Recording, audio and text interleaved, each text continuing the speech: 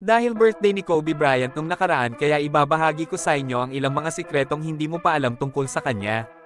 Pero bago ang lahat mga par, baka pwedeng pa-follow ng ating page at pa-like and share na din ng video at baka ikaw na yung isa sa mapili ko para sa ating pag-giveaway jersey. Salamat! Una, nagsimula sa Italy, lumaki si Kobe sa Italy mula edad 6 hanggang 13 years old. Dito niya natutunan ng disiplina sa basketball at nahasa ang kanyang kasanayan. Naging bihasa rin siya sa pagsasalita ng Italian.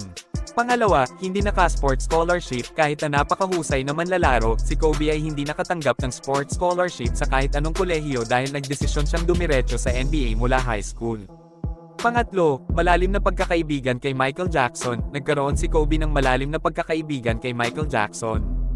Tinuruan siya ni Michael ng mga teknik sa pag-handle ng pressure at pagiging iconic figure. Pang-apat, hilig sa pagbabasa, si Kobe ay isang avid reader at mahilig magbasa ng mga libro tungkol sa kasaysayan, kultura, at negosyo.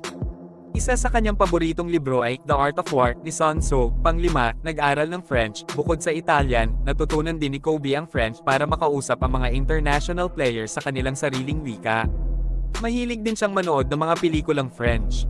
Pang-anim, malalim na pananampalataya, si Kobe ay isang debotong Katoliko at madalas magpunta sa simbahan bago ang mga laro para magdasal. Pang-pito, pagka-strikto sa sarili, si Kobe ay kilala sa kanyang brutal na work ethic.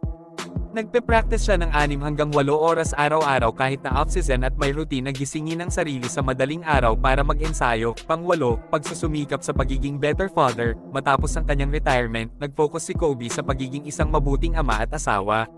Sinikap niyang maging mas hands-on sa pagpapalaki ng kanyang mga anak. Pang-siyam, interes sa pelikula at sinehan. Bukod sa basketball, si Kobe ay may malalim na interes sa paggawa ng pelikula. Nanalo siya ng Oscar para sa kanyang animated short film na Dear Basketball.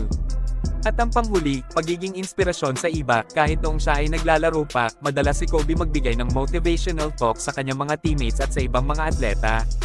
Ginagamit niya ang kanyang karanasan at kaalaman para mag-inspire ng iba. Nakakalungkot man Kobe na wala ka na sa mundo, pero para sa amin mga tagahanga mo buhay na buhay ka pa din. Happy birthday sa iyo my idol Kobe Bryant, hindi kita makakalimutan, I love you. Huwag kalimutan mag-like, follow at mag-share para sa jersey mga par. Yun lang Batsy na.